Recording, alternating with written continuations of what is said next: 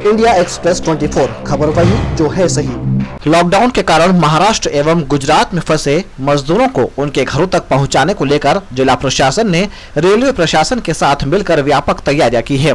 गुरुवार को collector Shrimati Ruchika Chauhan, police कप्तान गौरव तिवारी तथा रेलवे के सीनियर डीसीएम सुनील मीणा के साथ मिलकर मजदूरों को घर पहुंचाने संबंधी व्यवस्था का अंतिम खाका तैयार कर उस पर मुहर लगाई।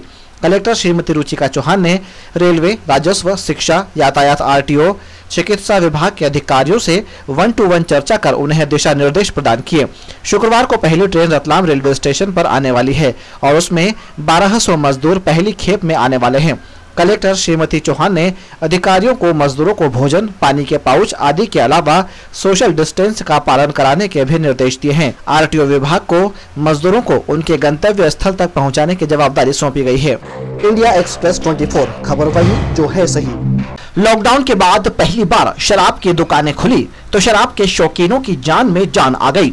शहर के शराब शौकीन शराब की दुकानों पर ऐसे गए जैसे उन्हें कोई न्योता देने गया है। लंबे समय के बाद शराब की दुकानें खुलने के कारण सुबह से ही लंबी लंबी कतारें लगाकर अपनी बारी का इंतजार करते रहे। यही स्थिति शहर की सभी दुकानों पर रही।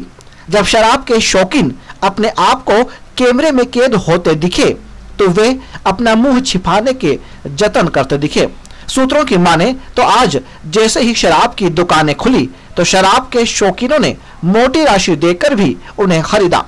इधर प्रशासन ने नमकीन दुकानें भी खोलने की अनुमति दे दी है, लेकिन दुकान पर भट्टी बनाकर नमकीन नहीं बना पाएंगे और नमकीन बनाकर केवल होम डिलीवरी ही कर पाएंगे।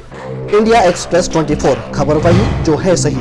नर में नारायण का वास मानकर लॉकडाउन में लायंस क्लब और उसकी सहयोगी संस्थाओं द्वारा संयुक्त रूप से रसोई संस्था बनाकर लॉकडाउन में फंसे एवं जरूरतमंदों को भोजन कराया गया।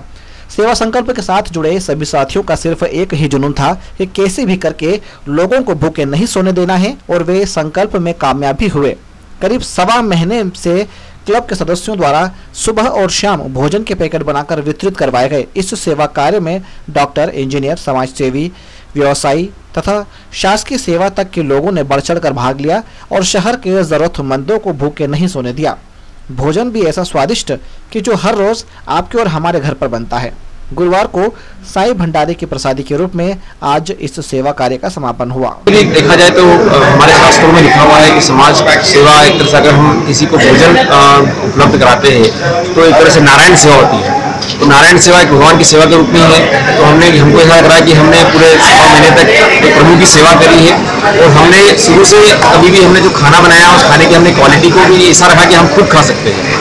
लेकिन हमें ये हमारे यहाँ विशेषता रही कि हमारे यहाँ जितने भी कार्यकर्ता उन्होंने कभी यहाँ पे भोजन नहीं करा, भोजन स्वयं घर जाके ग्रहण करते थे। लेकिन हमारा जो खाना था वो पूरे रतलाम में प्रसिद्ध हुआ इस बात को लेकर कि हमारी जो क्वालिटी है उस क्वालिटी में हमने हमेशा 21 ही क्वालिटी हमने यूज़ करी इस खाने के अंदर। और इनफैक्ट हमने जो क्वालिटी खाने में जो विशेषता रही उसमें हमने सभी तरह का खाना, इवन रतलाम की जो फेमस दाल बाटी है उसको भी हमने इसमें सम्मिलित करा हमारे मेनू में और लोगों को ज़्यादा से ज़्यादा प्रेम पूर्वक भोजन कराने की कोशिश करें। इंडिया एक्सप्रेस 24 खबर वही जो है सही। नामली थाना क्षेत्र के रघुनाथगढ़ और भदवासा में जहरीली शराब से 4 लोगों की मौत और 2 की आंखें गंवाने के बाद पुलिस ने इस मामले में अभी तक 9 लोगों को मुजरिम बनाया है, जिसमें से 7 आरोपियों को पुलिस ने धर दबोचा है। गौरतलब है कि इस मामले में तत्कालीन टीआई श्री दुबे को एसपी श्री तिवारी ने निलंबित किया था। एसपी श्री तिवारी ने मुख्य आरोपी पर 10,000 रुपए का इनाम भी घोषित कर रखा था, लेकिन वह अभी फरार है, जिसके तलाशी में पुलिस दबिशें दे रही है। इंडिया एक्सप्रेस 24 खबर वही जो है सही।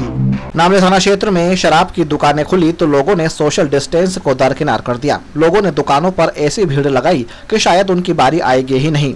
इतनी अव्यवस्था और मनमानी के बावजूद भी जवाबदार वहां नहीं पहुंचे और लोग मनमानी करते रहे।